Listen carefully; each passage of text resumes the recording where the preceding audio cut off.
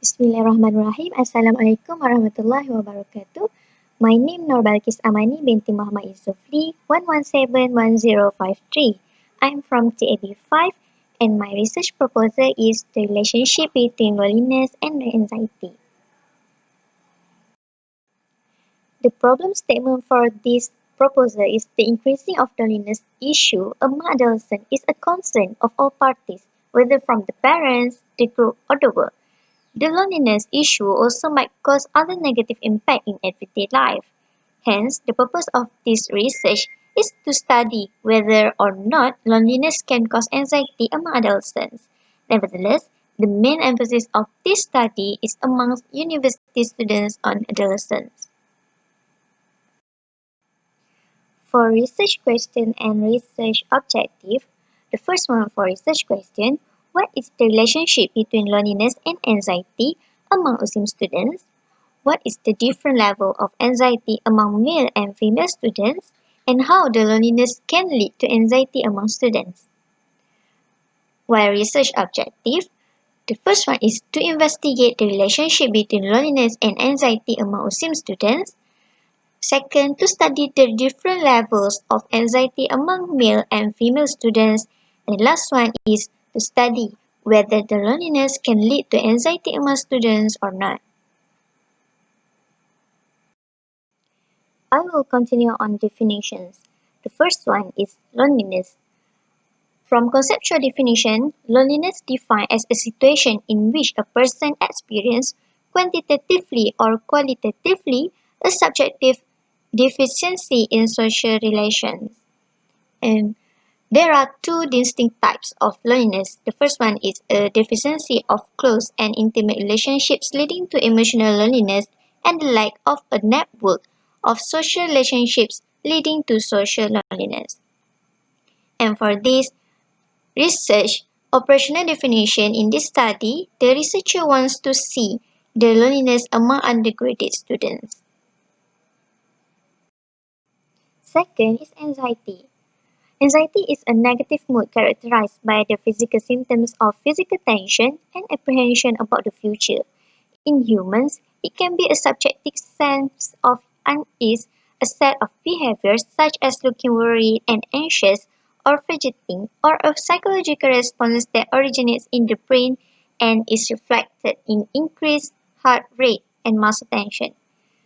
While the operational definition in this study, the researcher wants to see whether the loneliness can lead to anxiety or not. Third is undergraduate students. An undergraduate student is a student who is working towards a bachelor's degree, sometimes known as an undergraduate degree. And the operational definition in this research, the undergraduate students will be involved as respondents, where 200 students consist of 100 male students and 100 female students from Faculty of Leadership and Management (FKP) and Faculty of Science and Technology (FST). From the previous literature review, anxiety is one experienced in social interactions and as the inhibition of interpersonal behaviors due to the concerns related to interpersonal evaluations.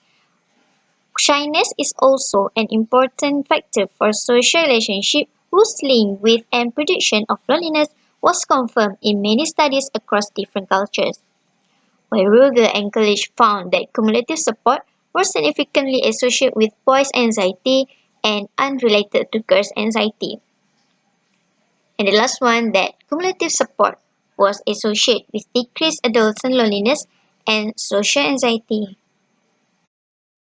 In this research, I will use the quantitative research design and correlational design, where the sampling design is the population is among 200 students of FKP and FST students, and the sample type is stratified random sampling. While the data collection method, I will use questionnaire and online survey. To complete the research, I will use two types of questionnaire, which is loneliness and anxiety. The first one is University of California, Los Angeles Loneliness Scale, UCLA Loneliness Scale, that to view student loneliness, and this inventory contains 20 items.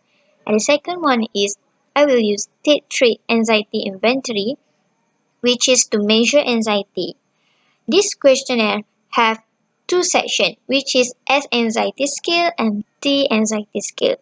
S anxiety scale consists of 20 statements that evaluate how respondents feel right now at this moment, and T anxiety scale consists of 20 statements that assess how people generally feel.